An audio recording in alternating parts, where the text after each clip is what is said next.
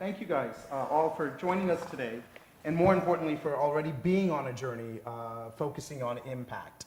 As Radhika mentioned, we've been around now for 19 years at Dasra, and the reason we called ourselves Dasra and focused on enlightened giving is really about the realization that there's so much to do. There's so many different solutions, so many different ways of attacking this problem, and I think the core to all of this is focusing on impact. And while that may seem somewhat self-explanatory or sort of common sense, I think unfortunately when it comes to giving, many of us in our journey start from impacting ourselves to begin with. Our own personal satisfactions, our own desire to give, our own desire to help others, our own desire to make a difference in the world. And clearly philanthropy and impact has to start with oneself. But through this journey, we've realized you have to sort of, over time, look beyond yourself as a giver or a receiver and start really thinking of the community that we're all here to serve. In India, we're fortunate and unfortunate to have 1 billion individuals who currently are not thriving with dignity in equity. A lot of the conversations around philanthropy and giving has been around survival, not thriving. It's been around literacy being judged on writing your name, not being able to get a job or read contracts or get rights. It's the lowest common denominator has been the focus for charitable giving and philanthropy for many, many years, not actually trying to create a level playing field for all of those around us. And that's really why we started Dasra, to sort of see if there's ways we can enable this ecosystem of funders, of NGOs, of government, of academia, of media, to sort of work closer together to create greater impact in a much more collaborative manner. The reason we felt this was required because we thought we had silos of excellence and many great organizations and givers, both within India and outside of India. But lots of times these groups were not talking together. They weren't trying to create a common platform. They saw themselves as different stakeholders in the process, and many of them actually saw themselves as conflicting in this entire ecosystem of social change. Those who received the funds thought that their job sort of was there to get money and do the work. Those who wrote the checks at times felt that their responsibility finished the second they wrote the check. And as long as they got somewhat decent reports every 6 months or every year, their sort of responsibility on the issue at hand was sort of absolved or resolved. And that's really where Dasra said we have to start changing things. We need to start starting with us as individuals, but then sort of thinking about how, as a community, we can start really tackling some of these deep and wicked issues that exist in our country, because without sort of that collaborative approach and focusing on impact first, chances are we're not going to achieve what our citizens in India ask for us to do. And so today on the panel, I think we have an interesting group of individuals. We have a family foundation, we have an NGO leader, and we have a more sort of established foundation. All three individuals who've come down different paths towards focusing on impact in India, but have also realized through their own learnings that there was a reason to sort of reset the way they approach giving, reset the way they worked in this sector, and perhaps even reset their ambitions in terms of what they, as well as partners, can do to create impact first in terms of the work that they do. And so to begin with, I'd love to introduce Safira Garodia, who's recently joined the Dasra board, but who has individually as well as in her family played a critical role in the creation of Pratham, and they were one of the first families to start actually working with the Indian American diaspora to actually raise support for an organization, providing that organization unrestricted funding, which in essence means allowing the entrepreneurs, in this case, to decide where they put their money and how they deploy their capital to actually build one of the largest educational organizations that exist globally.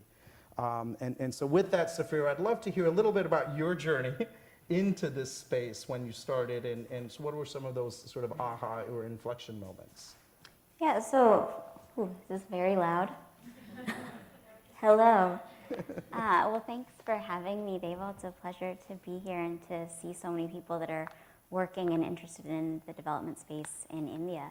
I thought it might be helpful to just give a quick background on myself and then how that fed into our family's foundation. So I've been running my family's foundation for about 5 years now. And before that, I worked in international public health, doing program work on everything from HIV/AIDS to cervical cancer. So when I made the shift from the nonprofit space to philanthropy, my family's foundation was operating really without any staff and was more of what I like to call a check writing foundation, with the exception of Pratham, which I can take no credit for because I was 13 when my dad started Pratham USA. With that exception, with our other funding, we mostly just wrote a check to an organization that came to us, so very reactive, and we wished them luck. So basically, not a deep level of engagement. So to kind of give an idea of how we decided to focus in India and created our specific strategy, I thought I would run through very quickly kind of the steps we took to establish a mission and focus areas. So when I joined the foundation, it was meant to be on an interim basis until we found an executive director that was actually capable of running a foundation. So my task was to create a mission and some strategy. So when the permanent executive director came in, they would have something to work with. So I took my job very seriously, and I basically did a research study on my family. I asked them a million questions about what were their values, what were their interests, why did they feel philanthropy was important, and from that came up with the strategy and focus areas for our foundation. So the first thing that came out of that was that they did want to focus the majority of our funding in India. Because my parents grew up in India, it's where they felt that they were given the initial building blocks and opportunities to achieve their goals, like so many people here. They wanted to kind of, in a sense, pay it forward if they could and give others the opportunity to get to a level playing field to begin to achieve their own goals. The next thing we decided to focus on was we all agreed as a family that access to quality healthcare and education are instrumental in creating opportunity, and that a lack of access in those areas can set off a lifetime of inequality. So after grounding that thinking in research, we decided that the sector focus of our foundation would be in health and in education. So that feels like a lot of strategy, right? But thousands of NGOs meet that criteria. So I realized we probably needed a few more parameters when looking at the world of NGOs that exist. So we went back to discussions as a family and we decided on 4 more parameters. One was that we wanted to focus on organizations and models that we thought could scale across the country, given the immense need in the areas, in every area, but in our world, in health and education. We decided that a commitment to metrics and measurement was crucial for the NGOs we worked with so that they could assess their progress against their goals. And we wanted to work with organizations that set about trying to create opportunity for people rather than dependency, which is often an unintended side effect of a lot of NGO work. And last, we wanted to work with organizations that saw the value of engaging with the communities that they were serving, rather than taking kind of a top-down approach and coming in feeling that they had all the answers. Often, if you just stop and ask a community what they need, they will give you the answers, and you just set about building your programs from that knowledge. So all of that together set the strategic focus for our foundation. It was driven in part by our interests and values, but also informed by what we saw as critical gaps in the NGO space across the board, not only in India. So we've used these parameters kind of as a lens to look at NGOs in assessing whether we are a good fit for them as funders. But we've tried to keep them broad so that we're not ending up missing the forest for the trees. We don't want to silo ourselves into working with discrete NGOs without thinking about the larger ecosystem of how these pieces fit together, because as they've all mentioned, there's so much to be done, and if we're not looking at kind of the entire system, we're not going to get things moving as quickly as we want. Great, Sapphira, thank you for that. And I think many of the individuals here are at the cusp of either focusing on philanthropy in a more strategic, thoughtful manner, or even setting up family foundations. And so I think setting up that strategy is critical, keeping it a little bit broad, and I think learning is a key aspect of this. And then focusing, beyond, of course, the organizations that you're supporting, but also the sector as a whole is something that many foundations are realizing the need to do more and more often. And we'll hear from the Gates Foundation later today of that realization. It's really going beyond just funding organizations, but really thinking of the ecosystem, and as a funder, taking on a greater responsibility as well as creating greater impact by sort of putting the pieces together. Riken, I'd love to hear your story as well. I first met Riken at TED India about a decade ago and was really impressed with the work he was doing. And he actually spoke at our very first Dasra Philanthropy Forum event about 9 years ago. And so great to have you back, Riken, as a speaker. You've achieved phenomenal things since that point, but I think it'd be interesting just for the audience to hear a little bit about your personal story and how you even got into this space. Thank you so much for having me. It's great to be back with Dasra here in Palo Alto. Basically, my journey started 12 years ago when I would never even imagine that I'd be in the development space at all, or even in India. 12 years ago, I had studied computer science and aerospace engineering, and I was trying to get into the US Air Force with dreams of trying to get into the space program. When I had some friends from college who were starting up a biodiesel venture in rural Maharashtra. And that's what brought me to India and agriculture in particular. And where I saw for the first time how there was a small set of farmers who are seeing agriculture as a source of prosperity for themselves and for their families, while the majority were trying to get out of agriculture as quickly as they could and move to these cities. This venture essentially flopped within the first 3 to 6 months, but I then connected with Microsoft Research in Bangalore in a group looking at technology for emerging markets, and where they were looking at different areas of development, from microfinance to education, healthcare, in our case, agriculture, and trying to understand, is there a role for technology in these development spaces? And we just approached the issue really from an academic lens, not saying that we were going to create an organization or do any program, really, but just to evaluate, is there something that technology can do to make an impact in the lives of these smallholder agricultural communities? Now, we didn't have relationships or expertise in the agricultural space, and so we, by necessity, needed to begin by partnering with local organizations that already had these grassroots level connections with these communities, and where we might be able to then layer digital tech on top of the work that they were doing. But we weren't fixated on one silver bullet solution. We tried lots of different things, from posters to MP3 players loaded with audio content to videos that were produced by the communities. And that's where we ended up with our use of using videos that would be produced by the farmers for the farmers to share best practices in a peer-to-peer type of manner, because that's what we found was most effective for behavior change and take-up of these practices to take place. In communities where the first question that people ask is, what's the name of the person in the video and which village is he or she from?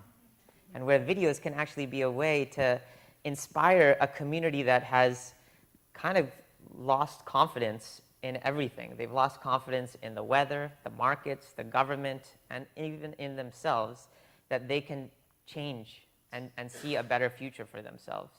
And that's what the videos somewhat do in a sort of American Idol or Indian Idol sort of way, where you're able to see sort of the best farmer in your community and aspire to become the same for yourself. And so we published the results of these early trials that we had done that showed essentially that this approach could boost the efficacy of these agricultural development programs by a factor of 10. And then we spun off from Microsoft as its first nonprofit spin-off, and then began working with a variety of different NGOs across India. And one of the first learnings also that we realized is that we have to make sure that our relationship with these NGOs is more one of enabling them and not to replace them. So in the beginning, we had a lot of these kind of challenges where anything that seemed to be around technology would be sort of our responsibility. And these organizations didn't really own up to it for themselves. But we sort of took a seat back and allowed these NGOs and others to take more of the lead. And what that did over time was to, one, scale up our effort, and two, it got the interest of the government. And so the government, because they had worked with these NGOs and were developing a new program, a national program called the National Rural Livelihood Mission, they came to know about our work, and they approached us, not because we had lobbied them, because we didn't even know that this government program even existed, but because we had worked with these NGOs and they had seen value, then the government approached us to say, hey, can you do the same for us? And that then allowed us to really scale. We now work with about 1.5 million farmers across, not just in India, but across 12 countries in South Asia and Sub-Saharan Africa, where farmers face similar challenges around the world of limited resources and constraints and capacities. And whereas the same tools, which of course are locally adapted, can be applied to have a similar amount of impact, and not just in agriculture, but also in other spheres of related integrated rural development, whether that be health or nutrition and sanitation issues too. Now, over the last 12 years, what we've also come to realize is that these farmers, as we've been working with them, have been changing. The environment has been changing because of climate change. Markets have been changing as a middle class is starting to demand higher value horticulture, dairy, and other types of products. And this creates new opportunities for the farmers that we work with and new markets that they can be able to sell to. And so our own direction is now evolving in terms of not just focusing on production agriculture to move farmers from subsistence levels of agricultural production, but now to say that, hey, they have surpluses that they can commercialize. And that's now resulting in us to move into even spinning off a for-profit version of our activities, as these farmers themselves are also wanting to see more money in their pockets as they've been growing alongside us. So it's been an exciting journey that has been one of very rich of learnings and all based on these partnerships that we've had over the years that have enabled us to grow into what we've become over time. Thank you, Rick. And it's fantastic, again, that you guys used research to begin with, but then really partner with local organizations on the ground and have focused on empowering the community to not just use these videos, but also make them. And I think that's something that we've seen at Dasra as well, as sort of the organizations that are closest to the community are the ones that are creating, number one, greater impact because it's driven by them, and number two, they have the greatest influence on the government because they are actually the ones who are voting the government into power and are able to sort of talk about some of these initiatives in a more holistic, bottoms-up manner than what we've seen in the past. And so, Melanie, we'd love to hear a little bit about Richard Chandler and the foundation that you represent and the great work that you guys have been doing in India. Thanks, Deval. Really wonderful to be here. And I'm really happy to share the story. Richard Chandler is my principal, and the Cassia Foundation is a culmination of his some 20 years working in philanthropy, but also social enterprise, also impact investing. And our story in India, I must admit, is one not so much of a fairy tale, but more like an action adventure, to be honest. And I know you encouraged me to share not just the successes that we've had over the past 5 years doing formal grant making, but also I thought I would take you back to 2006, where we had this grand ambition, but perhaps were also a bit naive. And our goal was nothing less than transforming the face of Indian education, and doing so by profitable, scalable businesses. This was remember back in the day, 2004, C.K. Prahalad wrote his book, The Fortune at the Bottom of the Pyramid. Everybody was talking about social enterprise with the fuzzy definition that it was then. And it was in that kind of climate that we started to make some early impact investing in Indian for-profit businesses that were had the goal of tackling kind of the lower income communities. But we did find that despite the kind of romance of the idea of tackling problems that face the poor, there were also a lot of challenges, and the management teams couldn't quite make this happen. So we decided, since it was so difficult for other people to do it, we should do it ourselves. This led us to create a chain of low-cost private schools, starting in Hyderabad, but in different places in India.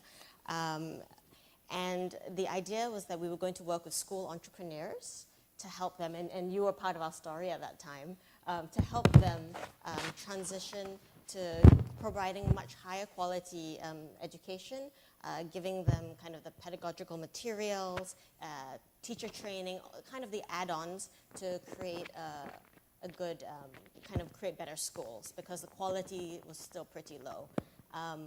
And we allowed them to brand this the Rumi schools, and that was the name of our national brand. And let's just say that this experience was full of lessons, and we paid some school fees while we were doing this ourselves. So we ran a group of 10 pilot schools, which was rather costly when you bring on a bunch of foreign experts as well. We moved from partnering with schools themselves and school entrepreneurs, and looked really at kind of these low-income schools, and we saw there that they also received a lot of support from charity, and so they weren't particularly willing to pay. Our model relied very heavily on collecting kind of fees from these people, and we needed a large number of schools in order to kind of break even. But the proverbial hockey stick that you're supposed to see to reach profitability, that didn't come to pass. And so then we pivoted again, and we were like, all right, so we'll do a lighter touch method. We'll license our materials, the content that we had developed. But then, of course, our impact was less, and even though our scale was more. So although we knew that the content that we were provided some of these soft skills, 21st century skills, because the parents in these communities didn't necessarily see the value of them, neither did the school owners. And so the moral of the story was we pivoted a lot, we tried a lot of different things, and we couldn't particularly make the business model work. So charitably, I think you could say that we did attempt to do something, and it really taught us the difficulty and the hard realities of the ground. In 2012, it became clear that this wasn't going to reach kind of the impact that we hoped. And so we organized a management buyout, and we kind of shifted our social investment strategy. But I must say, despite this somewhat unfruitful experience, we learned a great deal, which we apply today. And we absolutely believe that India is where we can get the best return on social investment and philanthropy. And so we're very, very still optimistic about what we do. And our approach is informed by these lessons. And just a few principles to start with. We've learned that not all good ideas bear fruit, and execution is really all. So right now we invest in excellent visionary leaders we call champions, instead of brand names or even ideas. And their proven track records that are backed by measurable impact is really what we're betting on now. And we take big bets in them too. And we know from this experience operating on the ground that it's not easy to do the work that you do. And so we don't penalize our grantees for taking risks, for trying to innovate, if it means it reach more impact. And finally, I think something that resonates with what Saphira said, we've really seen that the most successful organizations are really rooted in communities, and you really have to know the ground and the field. And that's something that we take with us in our grant making today. Great, thank you, Melanie.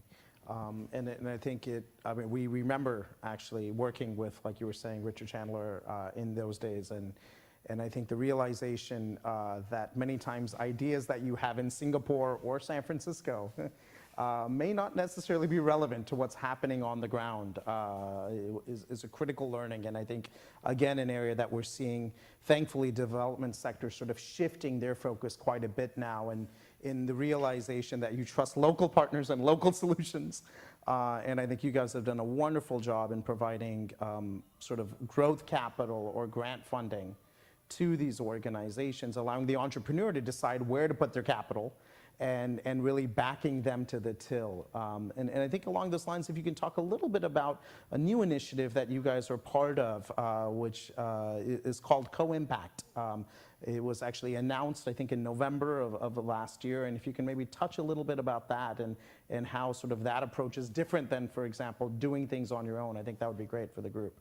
So I think where we've gotten today we feel very happy about the excellent social return on capital we're getting from investing in excellent social entrepreneurs and visionary champions, and giving them the runway they need to really achieve outsized impact. However, even with the outsized impact, we did see that these there are a lot of complex problems in the ground, and it takes a lot more effort to change big systems. And so with this, we joined a group of other funders and philanthropists called Co-Impact. And the Co-Impact is comprised of Bill and Melinda Gates, Jeff Skoll, Ramesh Wadhwani, as well as the Rockefeller Foundation. The group came together with, I think, everybody's realization that even amazing anchor organizations and even extremely well-funded philanthropists can't do it all themselves. And so the idea is that in order to kind of scale systems change work and work across these complex systems, it takes both significant funding. So the fund is $500 million, and the grants will be $10 to $50 million grants over multiple years, because it takes quite a long time to see this change to take root. And a lot of the activities involve organizations working in concert with government, with community organizations, with the private sector, whoever the players are who are needed to really shift the system. No, it's a trend that we're seeing again at a global level, even with larger givers, the need to work with each other, the need to collaborate. And I think it's very easy to sort of go it on your own, but in terms of the impact that you're able to create is limited because of that. And if groups like Skoll and Gates and Richard Chandler can sort of see this as an opportunity to work together, we're hoping that more givers sort of join these efforts, because just the different perspectives you're able to get, as well as different forms of capital in different interest areas, I think is critical to solve any issue. Rikin, it'd be good to understand, sort of, given that you guys work in 12 different countries, and have worked, both with NGOs as well as with a variety of donors, how has your work sort of been with government? And was that always the goal? When did you decide, I guess, to work with government, and what were some of those learnings, I guess, from that? Yeah, so when we started, as I mentioned, we were just a research project, and we were just very neutral about whether there was a utility of using technology in sort of small-scale agricultural systems. Very well the answer could have been no. But we landed on using this approach of using videos that were produced by and for farmers. And once we saw that as being successful, then we realized that, well, the biggest provider of agricultural training programs is the government. In countries like India, there's about 200,000 government extension workers who go around and are charged with trying to train farmers on improved practices and techniques. And during Asia's green revolution in the 1970s and 80s, these guys helped to introduce new varieties of seed and fertilizer that did boost India's production when people were concerned about mass famines. And this is true in a lot of other countries, including like in Ethiopia. They have 3 extension workers per village. And a lot of these models are all inspired by the systems of agricultural development that exist here in the US with land-grant institutions, including the University of California, Cornell, Texas A&M, and the like, who also similarly have large staff that go around and train farmers. So in the beginning, we were interested in seeing how we could partner with government. But in the beginning, many of these government agencies would see sort of the work that was being incubated at Microsoft Research and say, hey, that looks great. Microsoft, why don't you, scale across my home district, for instance? And we didn't have the wherewithal or capacity to be able to respond to that because we were literally just like a research project at an industry lab. And so what we ended up doing was starting by partnering with local NGOs instead. And those local NGOs, these smaller ones, who might just have like between 20 to 50 person staffs, turned out to be really great basis for us to fine-tune our approach in a practical way in a variety of different contexts, because what looked good in research obviously had a lot of variability when you work with lots of different organizations in a lot of different places. And that's what's great about India, is that you've got places like Karnataka, which are perhaps a bit better endowed compared to some of the more tribal, rain-fed, dependent sorts of communities of, say, Jharkhand and Orissa. And so that's what we did. We kind of extended our work initially with these NGOs. And then after about 2 or 3 years of working with these organizations, developing our own capacity and team skill, and figuring out what is that partner relationship, because that was also, as I mentioned, sort of a challenge, because initially these NGOs saw us as the ones who just needed to execute everything. And at like a national level of scale, that would not be feasible, because we had no aspiration of setting up like 1,000-person organization. And so we kind of fine-tuned the approach and the way that we partner with organizations, and that's when the government approached us, because they had learned about the work that we were doing with these great NGOs across India, organizations like Pradhan and BIFE and Samaj Pragati Sahayog and others.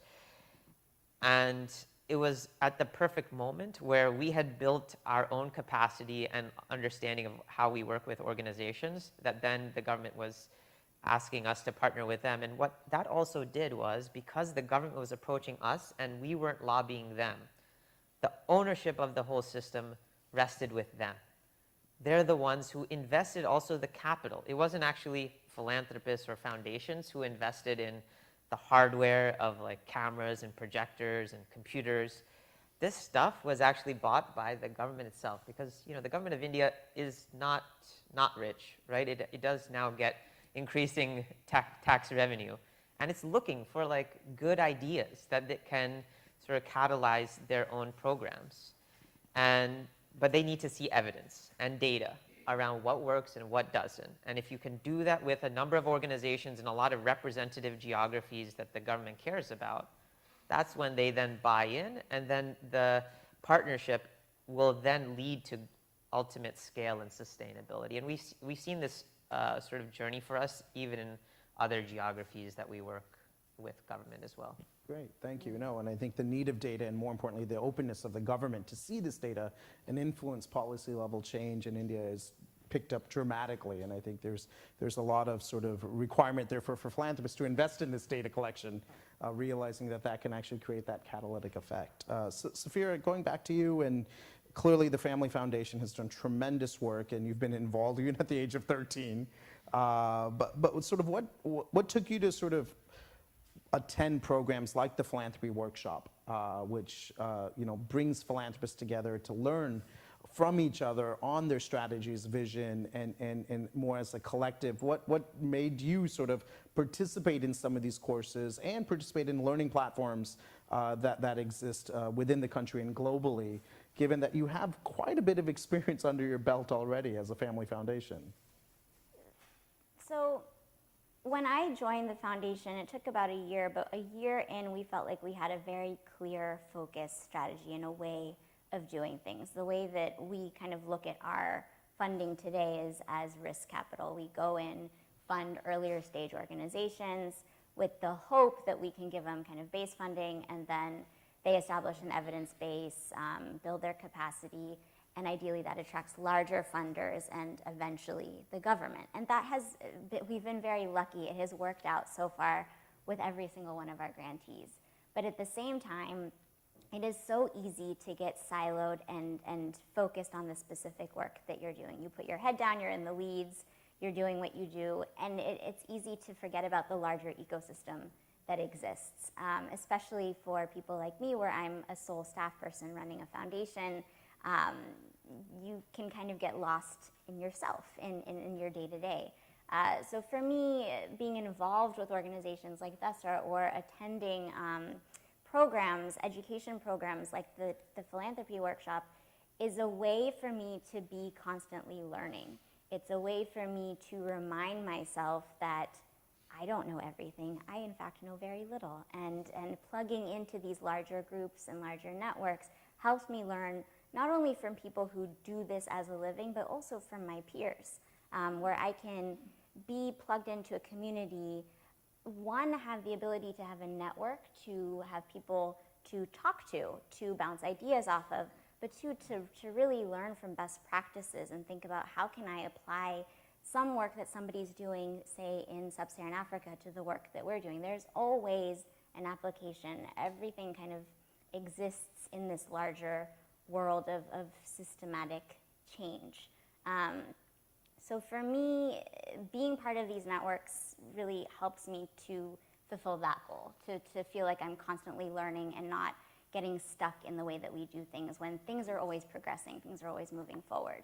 And then the flip side of that is I feel like we have had some learning from the work that we've done. And my nature is to just put your head down and get the work done, but I've realized over time that there's value to sharing. I have gotten so much from just hearing what other people are doing, people that are working in different geographies, people that are several steps ahead of us. And I thought, maybe I have something to share that someone else can take a little bit away from.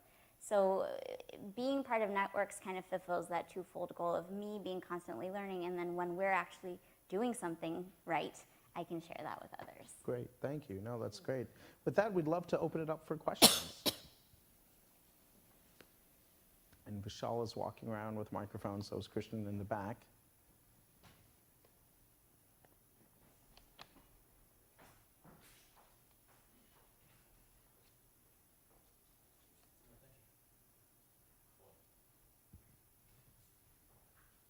Can you hear me? Yes, thank you. So I have a question for Nitin. So you mentioned how the government approached you once you worked with local NGOs. So could you give some concrete examples of that, which states and how, which officials and which organizations those governments approached you? Yeah, so in particular, there was one central government ministry, the Ministry of Rural Development, which in 2012 was in the process of conceptualizing a new mission, which was this National Rural Livelihood Mission, which is also called Ajivika. And what they were doing was basically to build on the work that other NGOs in the livelihood and agricultural space were doing. They were trying to formulate that into a central mission that would basically scale those types of approaches, which involve like basically mobilizing women's self-help groups, providing microcredit and savings programs, and then doing various types of livelihood, health, and nutrition training at basically national scale. And so we got this sort of interest from the central government because we were working with these NGOs already that were feeding into the development of their strategy. And then the central folks connected us with state-level folks where the national mission was basically getting operationalized first, because obviously it's a federal system in India, so not all states necessarily participate equally in all programs, and in fact the center might provide some budget resourcing, but the states also need to contribute some share, and so as a result some states contribute, others may not due to various political or budgetary considerations. And so where did we start? We started initially in 2 states, in Bihar and Andhra Pradesh, because they were very aligned, both politically and had the financial wherewithal for executing this mission. And then And then that's kind of like where we began the work, and that's what also then allowed us to demonstrate utility to these state level missions that then other states sort of also then started to come in. So we now work across 9 states across India with these state level counterparts of this national mission. So what percentage of your budget in these states are now covered for the purchasing the hardware and all that are covered by the government? So they cover 100% of the equipment. They basically procure through government tendering processes. And what we have is donor funding for doing the technology development and technical assistance kind of support to stand up this whole system with the government. But the government operationalizes all the day-to-day human resource and capital costs of the system. Okay, thank you. Other questions? Christian?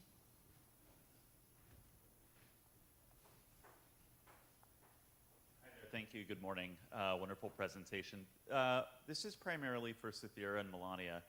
Beyond Dasra and the philanthropy workshop, which you've mentioned, what are some of the other peer networks, forums, exchanges that you found particularly interesting as you built up your capacity to do good work in family philanthropy? I think we'll probably have slightly different answers given the different stages we're at and the size of our foundation. So for me, when I first started with the foundation, I basically joined every group I could and then filtered out after that. And I realized that I kind of needed a group for my very specific different needs. So for India level work, understanding what's happening on the ground, Dasra was that organization. For kind of high level philanthropic strategic thinking, TPW, the philanthropy workshop was that. I also run the day-to-day operations of the foundation and the financial side, so to know kind of what the legalities were for running a US-based foundation, all of that, there's an organization called Exponent Philanthropy that puts out a lot of really great information about just how do you follow guidelines, what are the guidelines for small staff foundations. Also being a younger person in philanthropy, I realizing I could use a peer group. So there are groups like Nexus that have been really great for just kind of having a peer network to talk to. So it's really for me been about kind of figuring out what my specific needs were and then finding the organizations that met those needs. For the Cassia Foundation, we're an interesting case because we actually operated anonymously for most until pretty much the end of last year. And so we were pretty much under the radar. And some places that we found the most valuable in terms of exchange with peer funders, aligned funders, with meeting potential grantees and existing grantees was the Skolwell Forum, which is in Oxford, and more recently we've been attending the Global Philanthropy Forum to get a touch point on what's going on in the sector.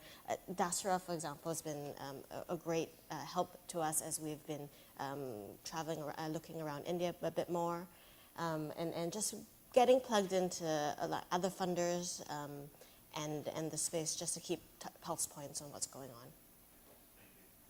Great. Well, to wrap up, if you guys want to just say a line each about impact first and where you think the audience can either learn from some of the mistakes you guys have made or some of the future sort of, strategies that you guys are looking at, that'd be fantastic. And we'll start with Melanie. I think there is sometimes a tendency among very successful people to want to control things themselves. And so our experience leads me to say that there is an element of what you should be, what one could do with one's philanthropy that's driven by your competencies and passions. But if you're an entrepreneur, maybe you really would enjoy being on the ground dealing with the mess of the weeds. On the other hand, if you don't want to necessarily move there, set up huge teams to do it, invest in really great leaders and people who are doing the work on the ground and give them the runway to do that really well.